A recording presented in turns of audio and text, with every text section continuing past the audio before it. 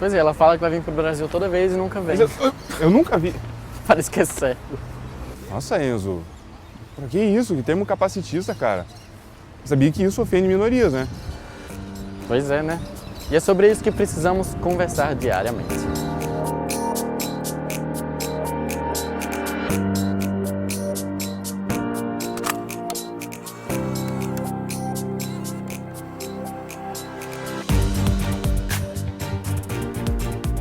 Se eu que enxergo corro o risco de tropeçar em parques, praças e lugares públicos, imagina uma pessoa com deficiência visual. Por isso que é importante e nós precisamos conversar diariamente sobre acessibilidade a esse público. Os pisos táteis, o braille para identificar as placas, assim como também os cães-guia. Muitas vezes marginalizados, mas bastante importante para poder situar e localizar as pessoas com deficiência. O melhor amigo do homem. É assim que os cachorros são conhecidos popularmente, pelo companheirismo e lealdade construída entre as duas espécies. Essa expressão se destaca ainda mais ao mencionar os cães-guias, também chamados de cão de assistência. Esses animais são treinados para oferecer independência e liberdade a pessoas com deficiência. Roberto Leite, de 60 anos, é formado em fisioterapia e direito e atualmente servidor público. Roberto convive com deficiência visual desde os 7 anos devido à retinose pigmentar, que é um distúrbio hereditário que causa degeneração da retina, parte atrás do olho, e não tem cura. Roberto conta que o cão, além de prestar auxílio a ele na rotina, também vive a vida normal de um cachorro.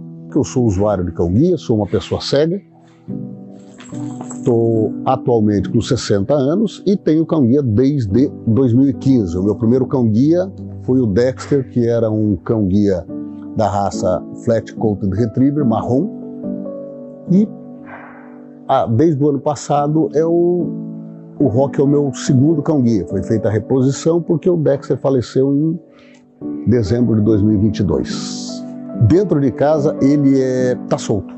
Eu não preciso dele para ele me guiar dentro de casa. Por quê? Porque eu já conheço todos os cômodos, já sei a disposição dos móveis.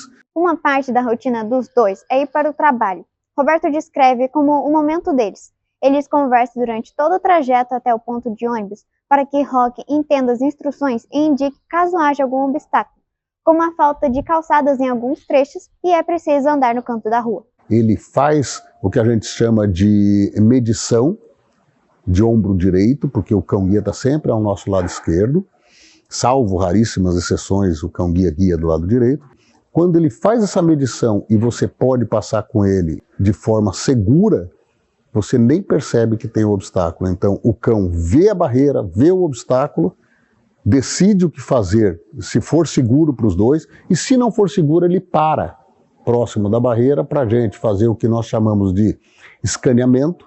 O cão-guia é simplesmente uma tecnologia que devolve à pessoa cega, ou dá à pessoa cega, caso ela tenha nascido cega, uma liberdade, uma autonomia, uma independência muito grande. Roberto também comenta a diferença no tratamento e assistência de quem anda com bengala ou está acompanhado de um cão-guia. O cão tem um efeito sobre as pessoas no entorno de aproximação.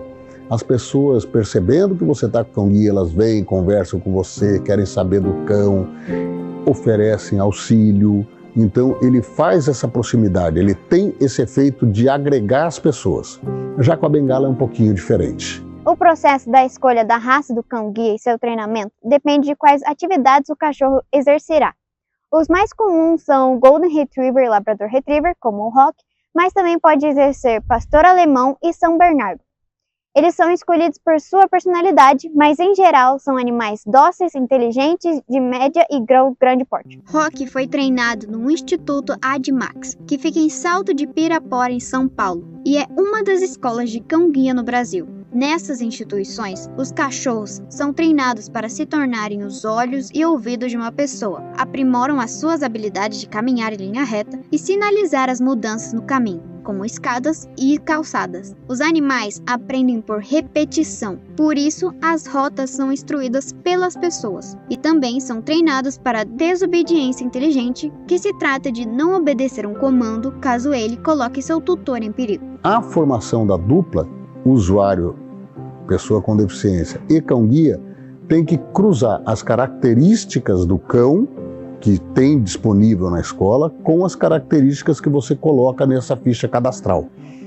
Essa ficha cadastral, inclusive, ela tem que, a pessoa que está pleiteando o cão-guia tem que enviar um vídeo dele andando com a bengala, e a pessoa daí envia também, junto com todas as informações que são requeridas no cadastro, envia um vídeo para que eles saibam como que é a tua orientação em mobilidade. No Brasil, cães-guias não podem ser comprados, são doados para as pessoas com deficiência visual por instituições que treinam os animais. Para ser um tutor qualificado, precisa ter 18 anos ou mais, ter uma deficiência visual, morar em território brasileiro, gostar de animais, ter realizado o curso de mobilidade disponibilizado pelos institutos que treinam os cachorros e também ter condições financeiras e psicológicas para cuidar do animal.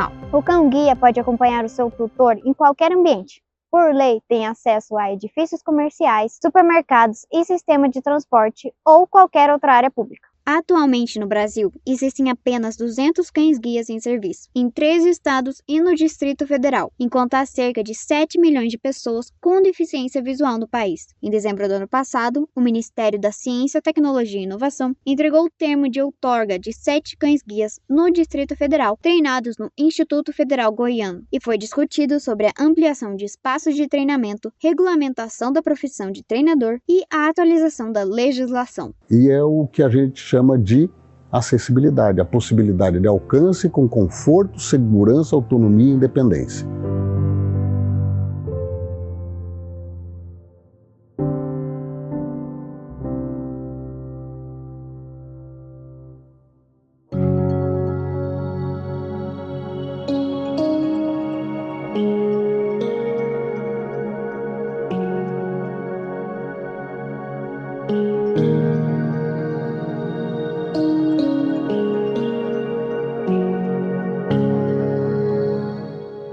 Tá vendo esse campo? Tudo bem arrumadinho, tudo no seu lugar, mas o que não dá pra perceber é que uma delas era uma flor de plástico. Mas não é porque ela é diferente que ela tem uma beleza inferior às outras. E é por isso que a gente precisa conversar sobre deficiências ocultas. Muitas vezes, quando eu vou usar uma fila preferencial, um assento preferencial, as pessoas me olham torto.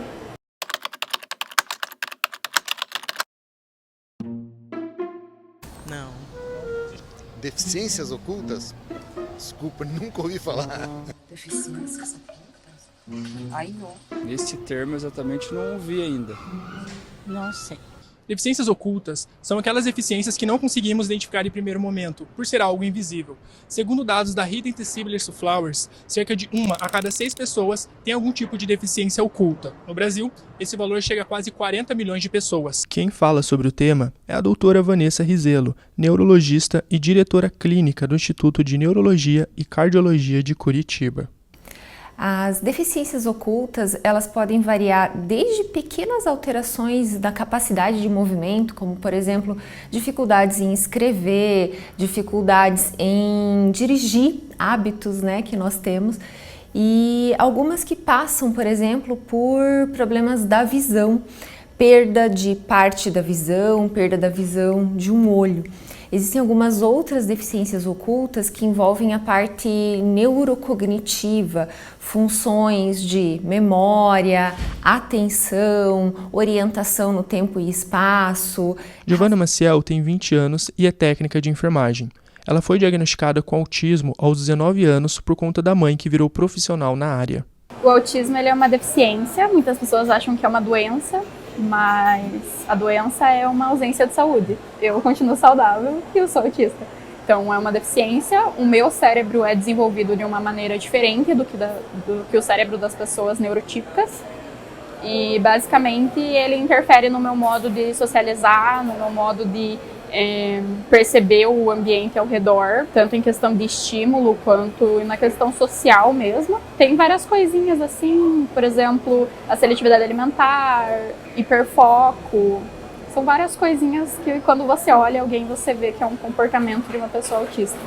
vagas de estacionamentos, assentos em transportes públicos e filas preferenciais, muitas das vezes ficam no imaginário da sociedade que apenas pessoas com deficiências visíveis podem utilizar dessas medidas de inclusão, só que acabam excluindo pessoas que têm deficiências ocultas. E muitas das vezes isso acaba resultando em falas capacitistas a essas pessoas ou até mesmo duvidando da existência de suas deficiências. Então é um pouco ruim quando eu ouço, poxa, mas você tem autismo? Você nem tem cara de autista. E não tenho mesmo, o autismo não tem cara. E muitas vezes quando eu vou usar uma fila preferencial, um assento preferencial, as pessoas me olham torto e é complicado. Tem várias situações assim de preconceito mesmo, de desrespeito quando você tem uma deficiência oculta. E aí você parte para as deficiências ou para as dificuldades cognitivas, comportamentais e intelectuais, é que o mercado começa a se dar conta de que existe realmente toda essa complexidade daquilo que você não vê, mas que existe. E ao contrário das estatísticas, a doutora Luísa Chibchevsky se formou em medicina aos 20 anos, diagnosticada com TDAH e transtorno obsessivo compulsivo. Além disso, denuncia o sistema médico despreparado. Não, eu acho que essa é uma questão bem precária, assim, ainda na parte da medicina, principalmente da atenção primária. Mas, infelizmente, eu mesma acabo notando de vários colegas, assim, às vezes um olhar mais de julgamento, ou até em tom mais de deboche ou piada. Não tem muito tato para lidar com aquela situação. Em 2023, foi sancionada uma lei que tem o intuito de tornar deficiências ocultas visíveis por meio de cordões de girassóis. A lei visa evitar maus-entendidos e constrangimentos para essas pessoas. É o cordão com desenho de girassol, né? O cordão de girassol, que serve para você saber que aquela pessoa tem alguma coisa ali, não é explícito o que é, porque inclui diversas dessas deficiências ocultas, né? Por exemplo, fibromialgia também, doenças crônicas.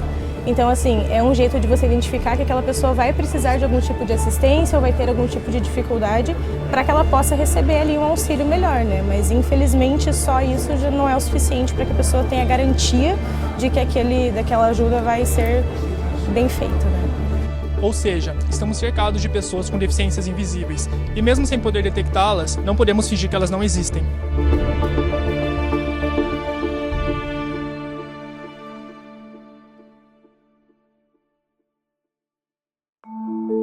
Retardado, mongoloide, problemático, louco, palavras que nunca estiveram aqui, mas que a gente adaptou para o nosso vocabulário e usou para ofender outras pessoas. E é por isso que a gente precisa conversar diariamente sobre o glossário das pessoas com deficiência. Por exemplo, a palavra retardado, que eu acho palavra muito feio, e talvez algumas expressões que tendem mais para o capacitismo também. Pode ser que você já tenha utilizado essas palavras, ou até mesmo ouvido elas, mas será que ainda hoje elas cabem no nosso dia a dia? Termos como portador de deficiência, por exemplo, eles acabam reforçando o estereótipo e a discriminação. Jorcemara, que é linguista, explica que essa discussão se estende muito além, pois depende do contexto de uso daquele termo. Porque ela trata aquela pessoa com dignidade. Agora, é lógico, se ela já faz esse movimento, a gente pode dialogar e mostrar, até então, a palavra deficiente pode acarretar, trazer toda uma imagem estigmatizada, discriminatória, preconceituosa, que é usada por outras pessoas.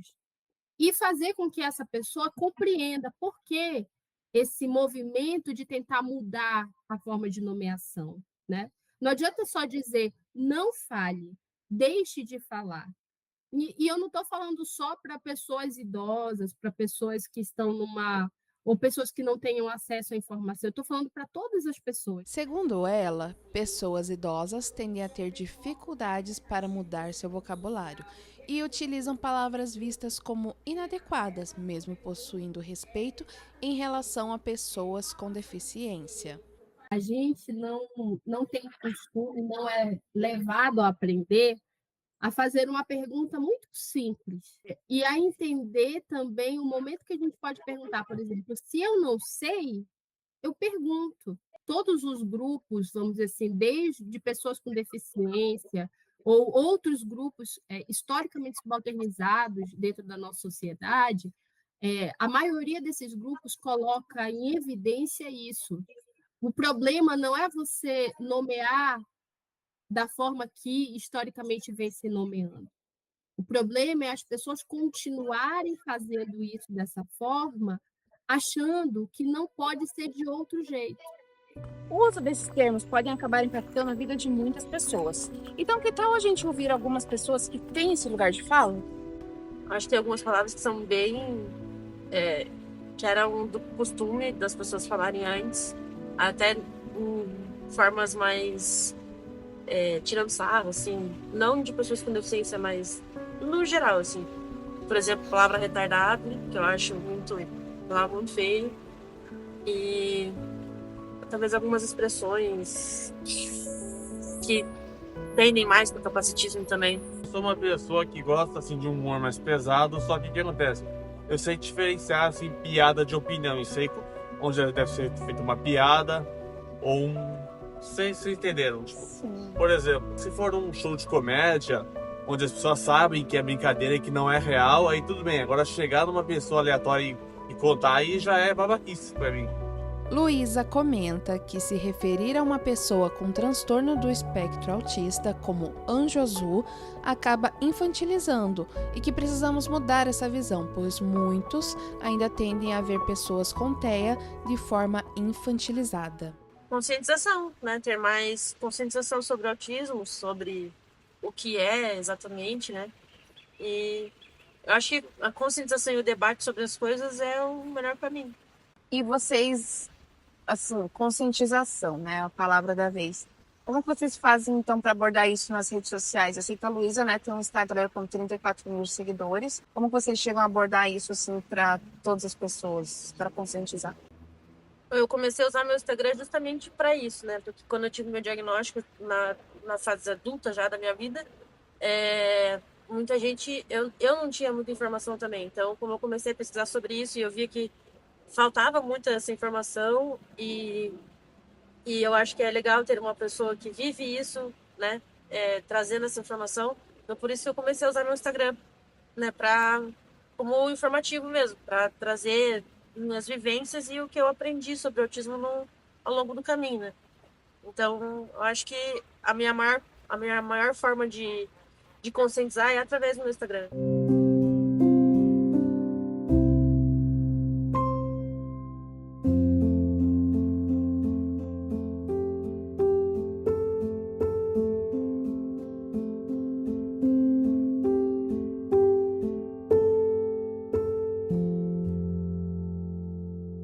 Em janeiro deste ano, a Comissão de Defesa dos Direitos das Pessoas com Deficiência da Câmara dos Deputados aprovou o projeto de lei que institui a Política Nacional de Proteção dos Direitos da Pessoa com Transtorno do Déficit de Atenção com Hiperatividade, o TDAH. O texto prevê as diretrizes da nova política e assegura a elas os direitos já garantidos às pessoas com autismo, o TEA. A neuropsicopedagoga Fernanda conta que, apesar da banalização do TDAH, isso ajuda pessoas a se identificarem e buscar o diagnóstico tardio. E que a escola tem o poder de educar crianças e jovens por meio de palestras com especialistas para explicar a forma correta de tratamento a pessoas com deficiência. Eu acho que isso parte do princípio, que nem eu falei, da informação, né? Então, as escolas, elas têm mais poder para isso ainda do que os pais, né? Porque acho que através de palestras, trazer especialistas que falem na área, né? Para explicar para esse indivíduo qual é o trato, como é os tipos de transtorno. E a gente fazendo esse movimento de ter essa explicação, de ter esse conhecimento para essas crianças, elas mesmas começam a se identificar.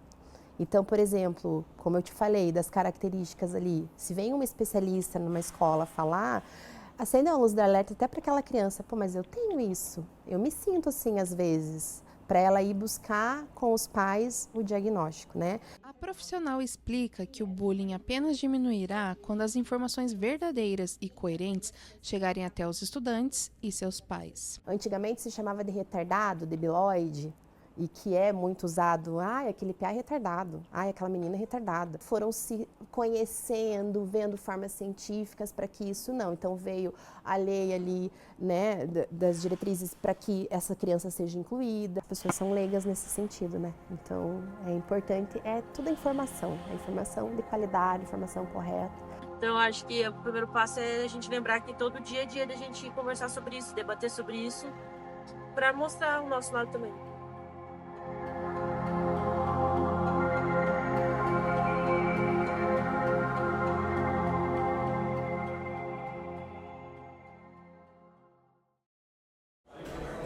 Importante essa conversa que a Tati teve com o Diogo e também com a Luísa, hein? Com certeza. É muito bom a gente sempre ouvir pessoas que realmente têm um lugar de fala para a sociedade. As pessoas que vivem isso diariamente e não tem preço. Pois é. E o nosso intuito com esse programa é que você, como nós, tenha aprendido um pouco mais. Porque diariamente a gente usa termos capacitistas em brincadeiras, no nosso modo de falar, mas que são termos que acabam ofendendo as pessoas. Então, é nosso dever, enquanto sociedade, melhorarmos, nos aprimorarmos e, principalmente, não ofender as minorias. É isso, Inês. Isso. Com isso a gente encerra o nosso programa e até a próxima.